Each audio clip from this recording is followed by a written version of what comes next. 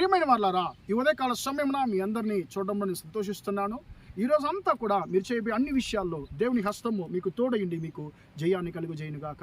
ప్రియులారా, కీర్తన గ్రంథము 34వ కీర్తన 19వ వచనము ఇలా సెలవిస్తుంది. నీతిమంతునికి కలుగు శ్రమలు ఆపతులు అనేకములు ఆయనను వాటన్నిటి నుండి యెహోవా వానిని విడిపించును అనేటువంటి మాటను ఇక్కడ మనం చూస్తున్నామండి. తమిళ బైబిల్లో ఈ మాట కొంచెము డిఫరెంట్గా తేడాగా చెప్పబడుతుంది.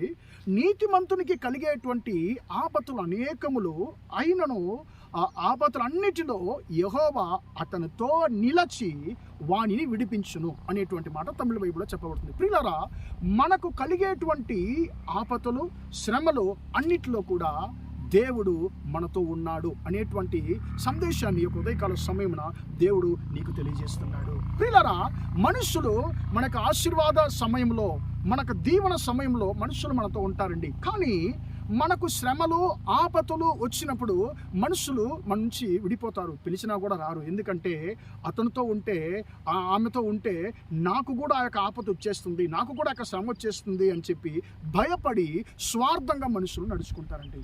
ఈరోజు నీవు నమ్మినటువంటి మనుషులందరూ కూడా నిన్ను వదిలి దూరమై ఉండవచ్చు. దేవుడు అంటున్నాడు, నువ్వు శ్రమలు నీకు కలుగుతున్నాయి, నువ్వు శ్రమల ద్వారా నువ్వు వెళుచున్నావు, నిజమే నా కుమారుడా కుమార్తె.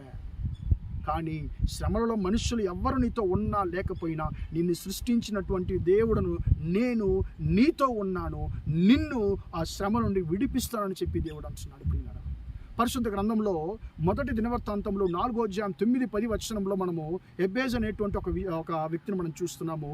ఆ ఎబ్బేజు కన్నప్పుడు తన తల్లి ఆయనకు ఒక పేరు పెడుతుంది, ఎబ్బేజు. ఎబ్బేజు అంటే దుఃఖము అని అర్థం. ప్రియులారా, ఇప్పుడు ఈ యొక్క ఎబ్బేజు యవనస్తుడిగా అవుతున్నాడు.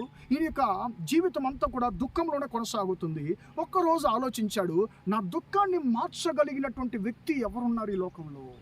నా దేవుడు తప్ప ఎవరు లేరని చెప్పి ఆ దేవుని దగ్గరికి వెళ్ళాడు. ఆయన పాదాలు పట్టుకున్నాడు. ఆయన సన్నిధిలో దేవుని యొక్క సన్నిధిలో వెళ్ళి ఆయన విజ్ఞాపన చేస్తున్నాడు. ఏం చేస్తున్నాడు? అయ్యా, నువ్వు ఖచ్చితంగా నన్ను దీవించాలి, కీడు నుండి నన్ను తప్పించాలని చెప్పి ఆయన దేవునికి మొరపెడుతున్నాడు.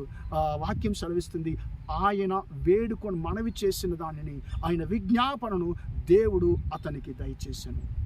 ప్రియమైన దేవుని బిడ్డ, నువ్వు శ్రమలలో కొనసాగుతున్నావా?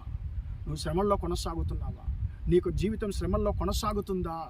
ఇంకా నాకు ఎన్ని రోజులు నేను ఎంత ప్రార్థించినా, ఎంత ప్రయత్నం చేసినా ఈ యొక్క శ్రమలు కలిగినటువంటి జీవితము, ఉపద్రవము కలిగినటువంటి జీవితము మారడం లేదని చెప్పి నువ్వు భయపడుతున్నావా? దేవుడు ఈరోజు నీతో సెలవిస్తున్నాడు, ఎబ్బేజు యొక్క దుఃఖాన్ని మార్చినటువంటి నేను, ఎబ్బేజు యొక్క శ్రమల జీవితాన్ని మార్చిన నేను నీతో ఉన్నాను. నీ శ్రమల్లో నిన్ను ఖచ్చితంగా ఆ శ్రమలన్నింటిని కూడా విడిపించి నిన్ను నేను ఆశీర్వదిస్తానని చెప్పి దేవుడు అంటున్నాడు. ప్రియులారా, కీర్తన గ్రంథం 105వ కీర్తన మనం 13వ వచనం నుంచి మనం చదివినప్పుడు, ప్రియులారా, ఆయన వారిని తమ ప్రజలను హింస పెట్టడానికి ఎవరికి కూడా ఆయన అనుమతించలేదు. వారి నిమిత్తంగా రాజుల్ని గద్దించెను.